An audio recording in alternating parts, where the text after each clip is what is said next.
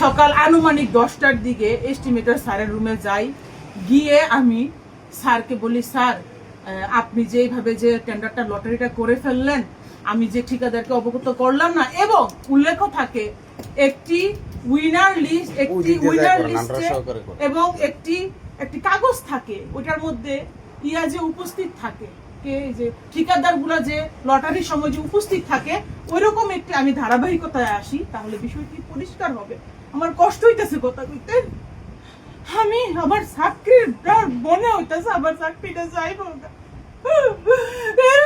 আমি এত বিস্তারিত কইতেছি, মনে হয় চাকরিটা যাইব গা। আমি কইলাম, স্যার আমার তো চাকরি যাইব গা, লটারির সময় কেডা কেডা উপস্থিত ছিল, এই কাগজ করলেন না কি রে? আমি এই কথা কইয়া এস্টিমেটর টিপু স্যারের রুমেতে বাইরে আইছি পরে আর কুদ্দুর পরে আমার এক্সিডেন্ট স্যারে ডাইছে, মনে হয় এমরান্ডে দিয়া 900 প্রহরী এমরান্ডে দিয়া মনে ডাহাইছে। আমি গেলাম, আমি যাইয়া দেখি রুমটার ভিতরে কমপক্ষে 60টা বেড়া বয়ে রইছে। আমি যাই সেরে এমনি দাঁড়াইছি, সবাই বয়ে রইছে। ইহানো অ্যাকাউন্টেন্টও আসিল, রাসেল, আমার যতটুকু মনে পড়তেছে অ্যাকাউন্টেন্ট রাসেল আসিল, নির্বাহী প্রকৌশলী স্যার আসিল, আসগর আলী স্যার আসিল, তারপরে আর কেটা টিপু স্যার ছিল, এক্সিএন স্যারের সাথে পাশে বসা এক্সিএন স্যার ছিল, তারপরে অ্যাকাউন্টেন্ট সাহেব বসা ছিল, উনি আর আমি সেম ডেজিগনেশনের। আমি গেছি কথা বলতে, উনি বসা, আমি দাঁড়াই রয়েছি। তারপর আমি যাওয়ার পরে কয় কি, ফাঁকনামি করো, আমার উফরে দিয়া কথা কও, তোমার এই চার্জ করার ক্ষমতা কে দিছে? তুমি যে টিপু স্যারকে যে চার্জ করলা যে আমাকে উইনার লিস্ট দেন, আমি জীবনও উইনার লিস্ট চাইছি।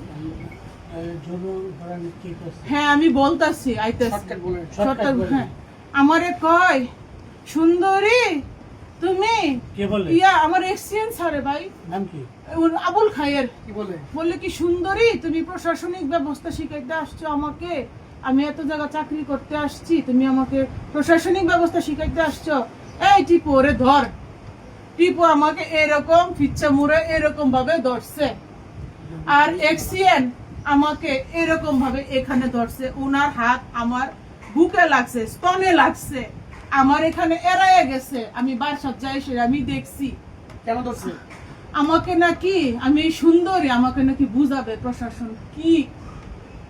প্রশাসন কি উনি আমাকে বুঝাবে, আমাকে উনি হুমকি দেয়, প্রশাসনিকের কথা কইতে আইছো, 1-2 তোমারে বদলি করে দেবো, এবং উনি তাই করছে।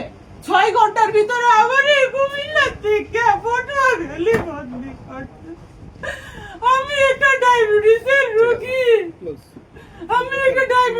রোগী, আমার ছেলে মডার্ন স্কুলে পড়ে, ওরে আমি আনা নেওয়া করে, আমার স্বামী সংসার, আমার শাশুড়ি দিনের বেলা 100 বার মাথা ঘুরা পড়ে জায়গা, আমার সংসার আমাকে আনুমানিক 6 ঘন্টার ভিতরে বদলি করছে। আপনাকে যে হেনস্থা করছে যেমন কখন করছে? আমাকে 21 তারিখ সকাল আনুমানিক 10টার পরে ওনার রুমে যাওয়ার পরে আমাকে 21 তারিখ, আর এরপরে 6 ঘন্টার মধ্যে বদলি করেছে। জি, এরপরে 6 ঘন্টার মধ্যে বদলি করছে, এবং আমি মাথা ঘুরে ওখানে পড়ে গেছি একবার। পরে আমি উপায় বুদ্ধি না দেখে দেখতেছি এখানে সবাই নীরব দর্শক ভূমিকা পালন করতেছে, এই জন্য আমি উপায় বুদ্ধি না দেখে আমি স্থানীয় ঠিকাদারকে ফোন দেই, এবং আমি আমার নিরাপত্তার জন্য আমি আমার স্বামীকে কল দেই। ওই মুহূর্তে আমি নিরাপত্তাহীনতায় ভুগতেছিলাম। আপনাকে ওই হেনস্থা করা হয়েছে, আপনি অন্যায় কাজের বিরুদ্ধে প্রতিবাদ। জি আমি অন্যায় কাজ। আর উনি আমার কাছে টাকা চায়। কত টাকা চায়? উনি আমার কাছে 5 লক্ষ টাকা চায়। কেন? উনি আমাকে বদলি ঠেকাই দিবে। আমি ওনার রুমে গেছিলাম, পরে আবার বলে স্যারের কাছে মাপটাপ চাইতাম, বলে স্যার যাই হইছে স্যার আমারই দোষ স্যার, আপনি যেহেতু কর্মকর্তা স্যার, আপনি স্যার আমার অভিভাবক স্যার, আমারই দোষ স্যার, আপনি আমার মাফ করে দেন স্যার আল্লাহর রস্তে। আর কি প্রস্তাব দিয়েছে? এরপরে আমি কি করছি জানেননি, আমার জামাই রেলওয়ে ঢুকছিলাম তো স্যার, শুনেন না, আমার জামাই রেলওয়ে ঢুকছিলাম তো, পরে আমি ইয়া করছি, কিন্তু আমার জামাই রেখেছে গো তুমি এটা কিন্তু ভিডিও করো, এমনি আর লক করুন বালা দেখা জানা। পরে আমার জামাই ওনারে ভিডিও করছে, আমি ওনারে জিজ্ঞেসি, স্যার আপনি আমার কাছে কিসের টাকা পান? উনি কোনো উত্তর দিতে পারে না। আমি ওনারে বলছি আমি প্রশাসনিক দায়িত্বে আছি এখানে, আপনি আমার কাছে প্রশাসনিক কাগজ চাইতে পারেন স্যার, টাকা সংক্রান্ত বিষয় অ্যাকাউন্টস বলতে পারবে স্যার। আপনাকে আমি আগে কি এগুলো প্রস্তাব বলতে পারি। দিয়েছে সেটা বলুন। আমাকে প্রথমত বিগত কয়েক মাস যাবত আমাকে মৌখিকভাবে সরাসরি কানে কানে আমাকে আস্তে আস্তে আমাকে বলা হয়েছে যে তুমি উপরে না, নেমে আমাদের আসো। ভিডিও করেন, তারা সমস্যা নেই, দূরে গিয়ে অনৈতিকভাবে করেন। তারা উপরে বসবাস করে। আপনারা কিন্তু একটু দয়া করে উপরে যাইয়েন, আলামত সংগ্রহ করেন। উপরে যে মানুষ থাকে, কাপড় সুফর সব আপনারা আলামত ইয়া করেন। তো অনৈতিক প্রস্তাব দিতে আছে। এরপরে আমি দাপ্তরিক বিষয়ে খুবই সতর্ক, আমি কর্তব্য পালন করি এবং আমি অনৈতিক প্রশাসনিক কিছু হইতে আমি রাজি না।